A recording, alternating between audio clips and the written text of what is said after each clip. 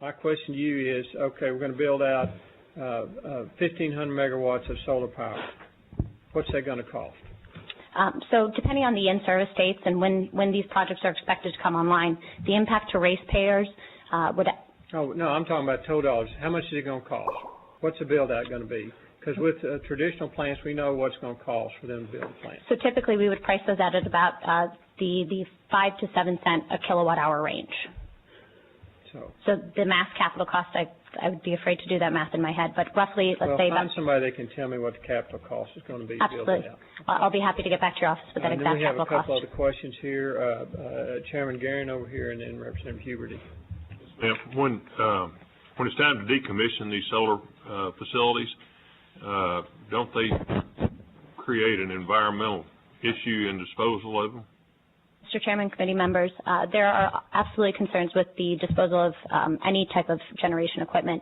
Because we do have semiconductor and electronic materials out there, there are hazardous materials included within our modules, but as the technology evolves and the recycling impacts or processes evolve as well, there are new methodologies to contain that.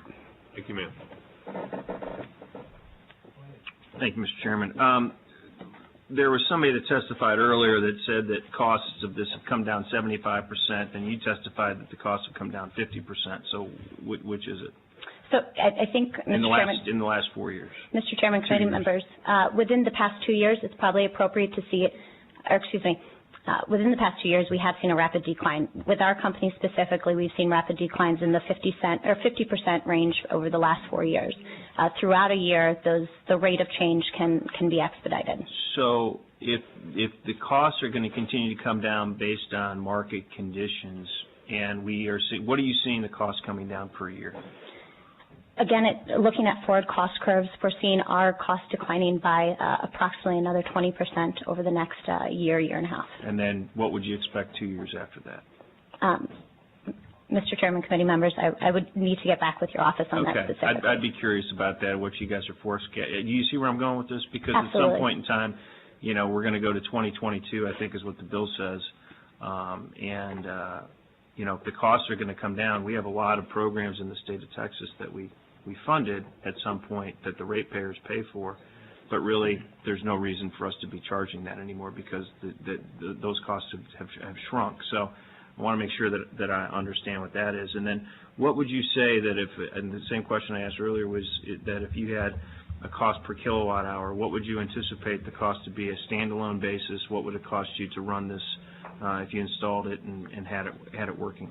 Cost per kilowatt hour. Mr. Chairman, committee members, to address your first part of your question, as the costs continue to decline, the impact to ratepayers also, the impact to the ratepayers as an effect of this bill also diminishes. So what happens is that we become increasingly more competitive in the wholesale market, and this RPS almost becomes benign in that the technology is naturally being deployed and exceeding the RPS standards. So we won't need it then?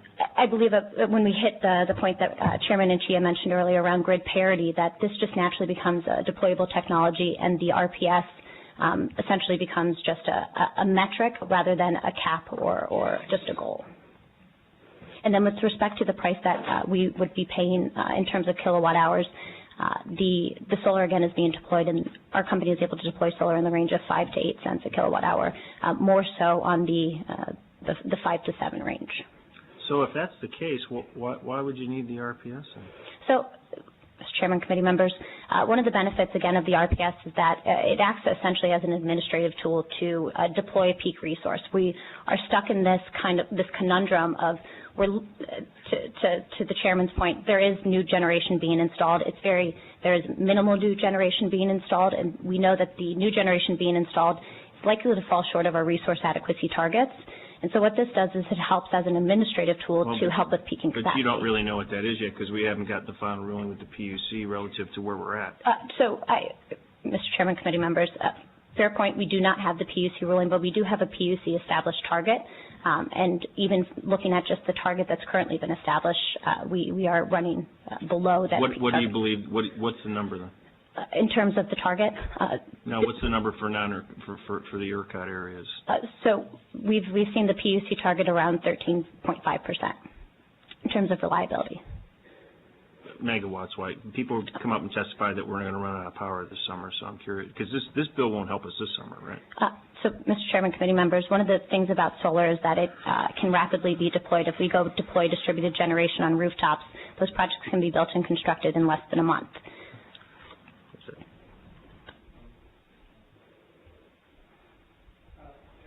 And just piggybacking on that, so in terms of resource capacity, the time period by which this bill would have a meaningful positive impact on resource capacity would be when? So, Mr. Chairman, committee members, this would significantly impact next summer's reliability and resource adequacy concerns, but I do believe it would address this summer's resource adequacy concerns as well. Do you have an idea of how many jobs would be impacted, would be created by this? Mr. Chairman, committee members, we can absolutely get back to you with that number. We do know that, for a rough example, when we constructed 80 megawatts just over in New Mexico, that brought in about 260 jobs. And do you know which areas of the state would be primarily impacted? Because of the geographic diversity and the ability to deploy at both a rooftop and a large plant level, I believe you would see a lot of the rooftop solar targeted for the non-attainment areas as well as some of the larger utility scale, so more in the load zones. And then you would see the larger utility scale plants located in West Texas as well, where the solar irradiance performance is strong. Okay, thank you. Members, any other questions? Mr. Chairman? Yes. I think we need to get those people, and perhaps more on research, I think we need to get those people from Andrews County back in here. This disposal sounds about as bad as the nuclear does. Well, you bring up a good point down the road. You bring up a valid issue. We appreciate your testimony. If you can get back to us on, because I'd like to know what the build out would cost. Absolutely. We can get back to it. We can actually follow up by end of day with that capital cost. All right. Thank you very much.